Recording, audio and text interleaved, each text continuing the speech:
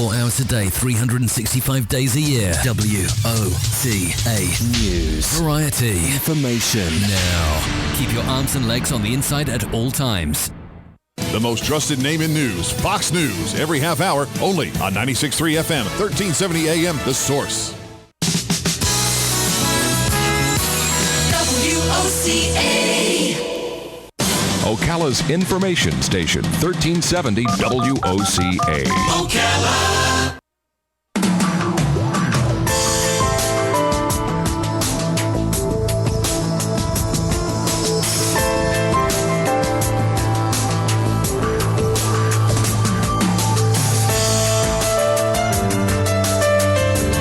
All right, 25 minutes before 10 o'clock. Thank you for tuning in this morning. Our next guest has something in common with you, Robin. Oh, okay. She is a lady entrepreneur, just as you are. Kay Koplovitz is on the phone. She is the founder of USA Network, the visionary who created the business model for cable networks. Hello. I think that's pretty awesome. Hello, that is She's my pretty hero. cool. She's the first woman to head a television network, the co-founder of the chairman of Springboard Enterprises. She was appointed to chair the bipartisan National Women's Business Council by President Bill Clinton. She's an editor. She was inducted into the Cable Hall of Fame. She serves on the board of Kate Spade, and she's an author. Her book is called Been There, Run That, celebrating 15 years of supporting women entrepreneurs who raised over $6.6 billion. I think you've raised 6.6 billion smiles, Robin. If you had $1 for every smile, maybe you'd be up there with them. Kay Koplovitz. Good morning, Kay. Good morning. I think you've just about summarized it all. Oh, well, how are you? And where are you calling from? I'm in New York City, where I'm located. Wow. So you started the whole cable idea, huh? Who knew? I don't think we all knew that you did that. Well, I knew. I'm one of those people that actually wrote a master's thesis on something and then went out and did it. So it does work sometimes, I guess. But I was really motivated by Arthur C. Clarke, the science fiction writer, 2001: A Space Odyssey, and many others. Really? Wow. He was speaking about geosynchronous orbiting satellites in the late 60s. Just after they had been launched, and he had actually written about them coming out of the Second World War, so he was a scientist that knew about the technology for a long time before they actually were put in the market. Nonetheless, as a student and hearing him speak, and this was during the Cold War, for any listeners you have out there that could remember the Cold War, we didn't know that much about communism. We didn't know what was behind the Berlin Wall or the Great Wall of China, and right. Of course today there is no Berlin Wall, and Great Wall of China is to bring people in as tourists, not to keep them out. Right. So we live in a different world. Yeah. But I thought this was so powerful, an idea to be able to connect people via television and radio around the world without barriers, that it was an idea that would never let me go. Wow. And so I went and did a master's thesis on it and, pursued it until we could actually launch it. And the state of Florida actually has a key role in this. In what way?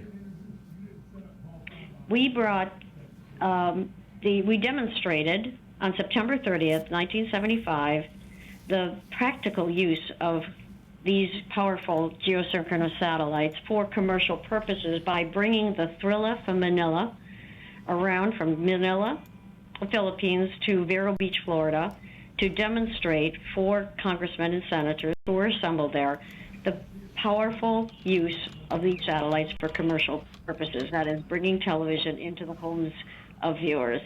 And that was what I call the night that changed the course of television history. Oh, isn't that interesting? That was, yeah, it is interesting, and Florida did pay, like it does in the space program, plays a key role in actually bringing about the use of satellites for domestic purposes. So that led to my launching with a partner, what became USA Network. We launched it as Madison Square Garden Sports, and actually I had the privilege of bringing all Major League Sports to cable.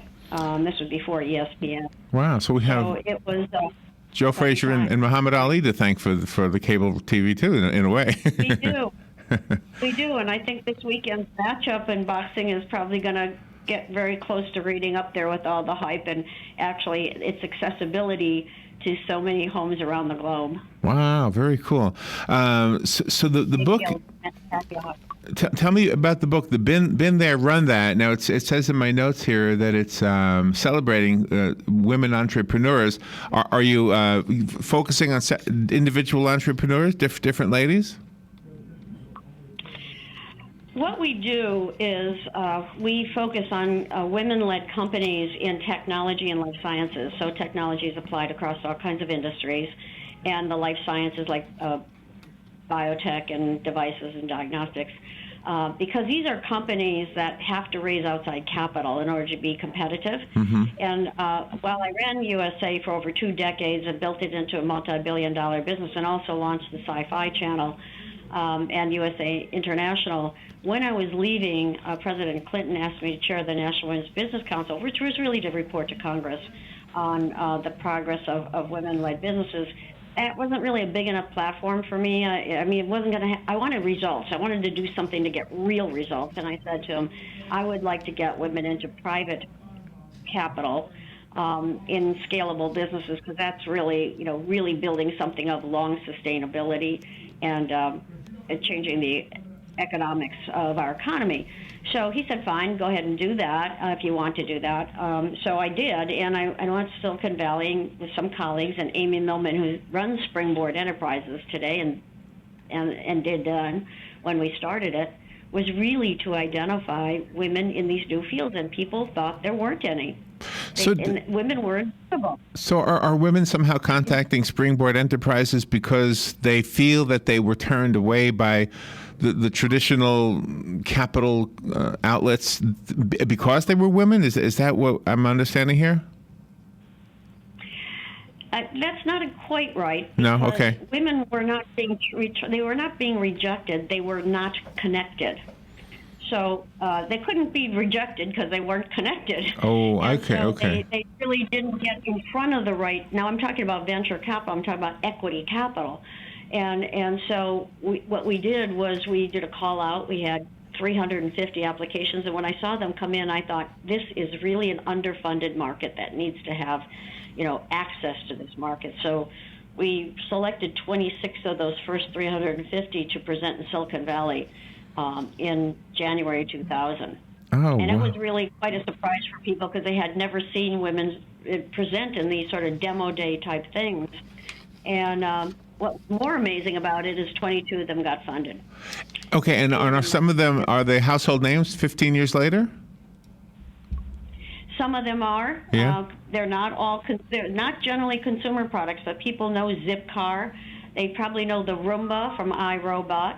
They probably know Constant Contact. Okay. Clinic, which many people go to at CVS stores today. These are companies all started by women, and there are 562 who have come through our program successfully, and they have all kinds of businesses, a lot in biotech, developing drugs that treat certain conditions.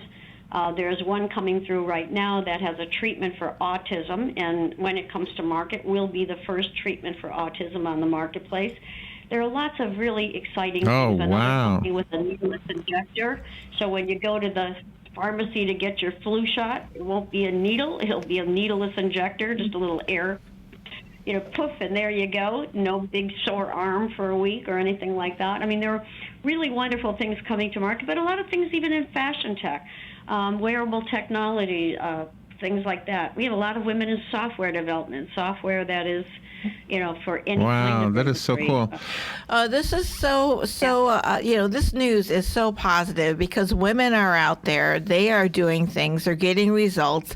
And yet on the political front, especially now since people are running for the president of the United States, they're saying how held back women are and how being demeaned they are. And this just isn't true. You and your book are bringing everything to the forefront that the women are actually out there doing things. Well, I think this is where we have to peel back the veil here and really start understanding that women are contributing very significantly to the economic growth of our economy, and it is in a lot of different industries, in technology as well as in life sciences, and in consumer products. Of course, women have always been good in that. And I'm much more interested in focusing on the positive and moving the positive forward and having results for these entrepreneurs, and hopefully they'll be an inspiration. And in this book, Been There, Run That, 45 of them have contributed their advice and expertise, because they have all been there and run that, and they have had the experience of building scalable companies, and they're offering their direct advice to the readers. So everything from starting up a company, how to use human capital, how to raise capital, the culture of your company, how to get the best use out of your advisors, all kinds of really good, short, actionable advice that women and men, this book is for all entrepreneurs.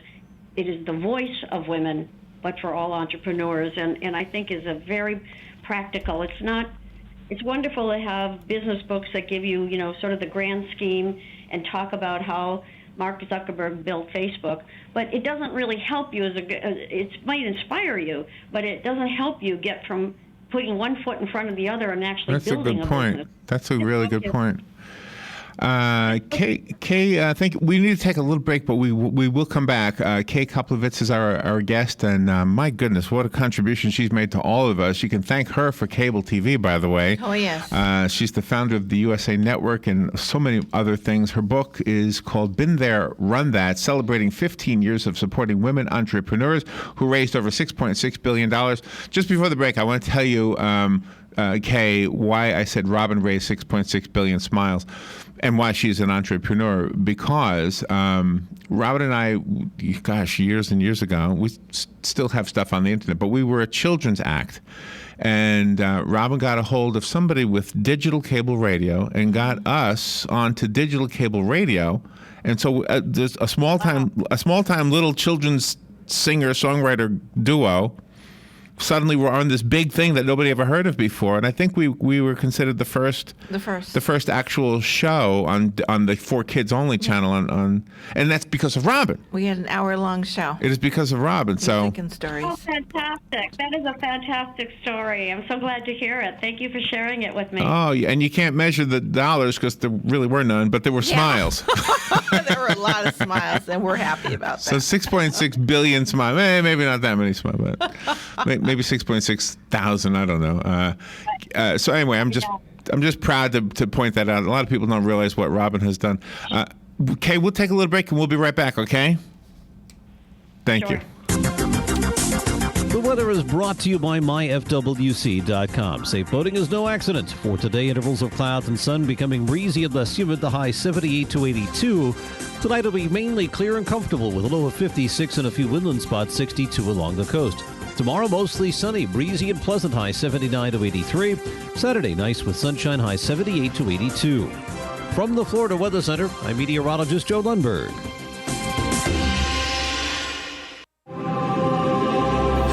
My name is Erica Olstein. I'm a doctor of acupuncture and oriental medicine at A Better You Healthcare's Pokin' for the People Community Acupuncture. Join us every Monday at 4 p.m. for a relaxing and therapeutic community acupuncture session with like-minded, health-conscious individuals from our community. Pricing is only $35. Group sessions involve yoga breathing and acupuncture for the benefit of stress, anxiety, and depression. Unwind and start your week off right. If stress is leaving you a mess, you need a checkup from the neck up. When you're feeling blue, come to A Better You. A Better You Healthcare, just behind the Paddock Mall on 27th Avenue. For further details, visit abetteryouhealthcare.com or call 615-5566. Again, that number is 615-5566. Central Florida Eye Institute is the area's leader in laser vision correction. From high-definition refraction surgery and LASIK vision correction to custom cataract, glaucoma, and diabetic treatment, you can count on Dr. Crowley and his effective, friendly staff to provide you with the quality care you deserve. Call 352-237-8400 for an appointment or more information. That number again is 352-237-8400. Looking forward to service your vision needs. Good credits, bad credits. It's none of our business because we're not an auto dealer. We're not a bank. We're not your mother. We're OcalaForSale.com. Marion County's marketplace for cars, trucks, and SUVs. We've got thousands of sellers standing by to take your call. No middleman. But hurry, don't walk, don't run. Just sit down and log on to OcalaForSale.com. Prices and inventory change daily. Offer does not include dealer upcharge. Undercutting, rust-proofing, factory surcharge, or delivery fee. See website for details. All right. Thank you for waiting through the break. 10 minutes before 10 o'clock, and we're talking about business. We're talking about capital so that you have your business and get the ball rolling for yourself. And we're talking specifically about female lady entrepreneurs and business ladies. Kay Koplovitz is on the phone. She's probably the top of that whole ladder right there. And her book is called Been There, Run That, celebrating 15 years of supporting women entrepreneurs. Do you know, one of the things that I find interesting in today's world compared to when you first started is that we now have this thing that we can go online called crowdfunding. Mm-hmm. Yes, we do. And I don't know that I even understand how it works. I know I see that on Facebook all the time, and I'm wondering, I mean, does it actually raise the kind of money you really need to get a business going? Well, it's very interesting. Crowdfunding started with philanthropy, actually, where people, in Kickstarter and Kiva and places like that, people put in money for projects they wanted to support. And so it started off on that type of funding. It has, since September of last year, become possible for people to raise equity capital and invest in a company through crowdfunding. And there are different crowdfunding sources like Crowdfunder.com and Indiegogo that do help you, and many other more specific to different industries or products out there that people can actually invest in a company that is doing something that they really want to support. And they're supporting documentation that gives you the basics of the business and where the vision of the business is being taken. So, yes, you can, but in the book, there are two specific chapters in the book with regard to crowdfunding, one by Luann Cox, who has a company called Crowdnetic. And Crowdnetic is not a crowdfunding platform. It is about collecting the data of all crowdfunding and lending that is going on around the world. And she gives some very good advice about crowdfunding. And then there's 7 crowdfunding tips proven to raise funding by Chance Burnett. And he is the CEO and the founder of Crowdfunder. And so people wanting to know more about crowdfunding can get very good advice from both of those short chapters in the book that have a lot of resources to them. And crowdfunding for equity to start a business, if it's a product, you can still do it on a non-equity basis because there are many examples of companies. A countertop robotic device was actually paid for in its initial development stages by crowdfunding so people could get the first issue off the assembly line, so they're actually pre-buying the device. That's one way of doing crowdfunding, and the other is to actually raise capital. And people can, by investing in getting an equity stake in the company that they are investing in, through going on the crowdfunding platforms and looking for companies that interest them. The fact that we have the crowdfunding thing makes me wonder if there's caution necessary. And here's, I guess I'll just throw this in there and have you respond to this. It doesn't matter whether you're a man or a woman. This is possible for any of us. If you are wanting to be an entrepreneur, wanting to be your own boss, etc., but you don't really have an idea of what to do. You might start looking for an idea, and if you Google what's a good business idea, what can I do, you might find yourself sending somebody some money, so they send you some kit, and next thing you know, you're really working for somebody else, and you may not even ever make any money.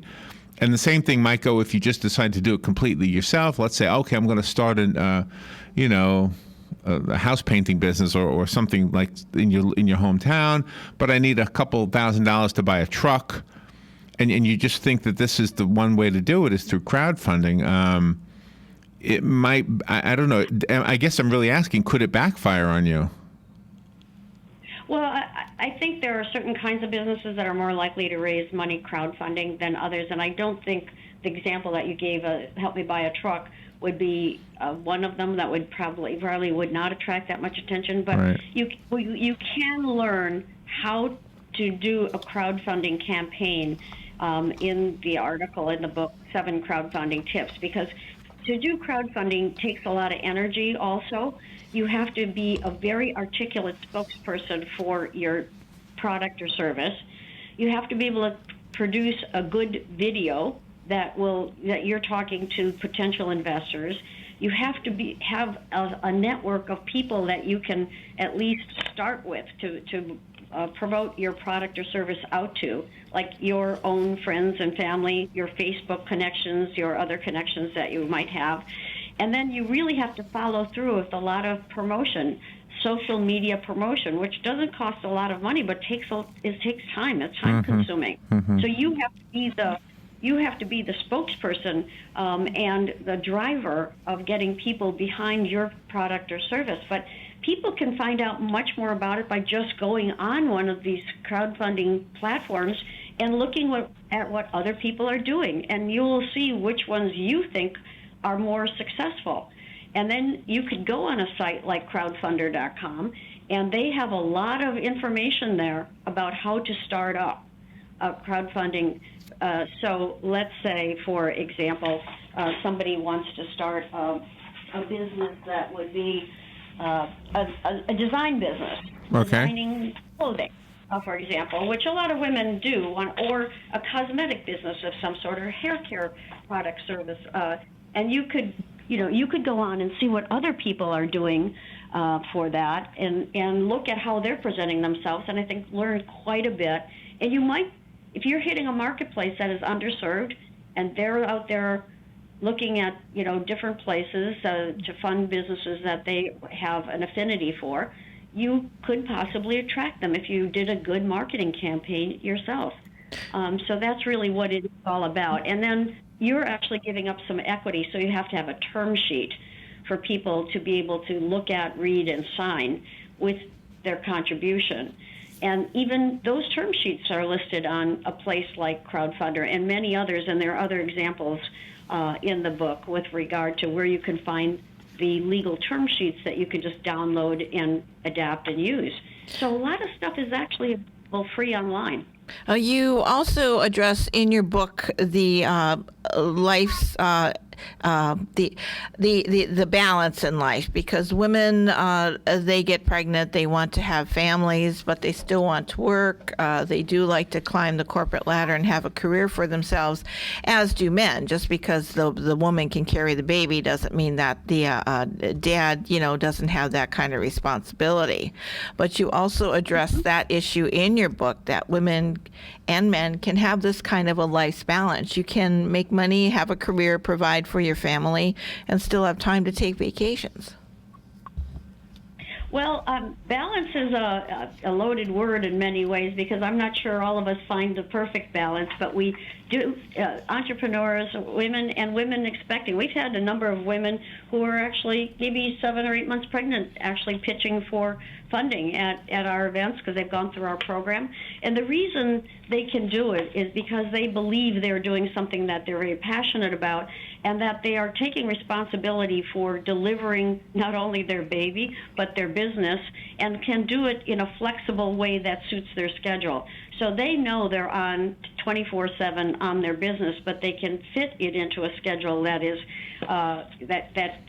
also allows them time to take care of their family. And we have a number of people. Allison Downey, who is a CEO of WeSpring, that's WEE Spring, WeSpring. is a perfect example. She is the perfect customer of her own website, and it's a content website for young parents. And all the products and services that are available for infants, she found very confusing when she had her first, and she started WeSpring. It's kind of like the Yelp of products and services for parents of young children. And she had, while she was building the business, had her second child. Wow. And she just adapted her schedule around it. And I think that's an example of not to think that you have to take yourself totally out of the marketplace. Right. That you can build something comfortable. Okay, we're up against the clock. Thank you so much. What an inspiring interview this has been. The book is inspiring as well. The book is called Been There, Run That. I have a copy of it. Call me if you want it. Kay Koplovitz is the author and our guest. Kay, we've got about 15 seconds. Can you give us a website? You can go to BeenThereRunThat.com and you can get right to the book. All right, excellent. Good morning. Do you want the book? Yes, I do. And who's this? This is Sue. Sue, it'll be waiting for you, okay? Okay, thank you. Thank you. Thank you, Kay. We'll be right back. Demonstrations spreading to several cities over the death of Baltimore man Freddie Gray, hurt while in police custody.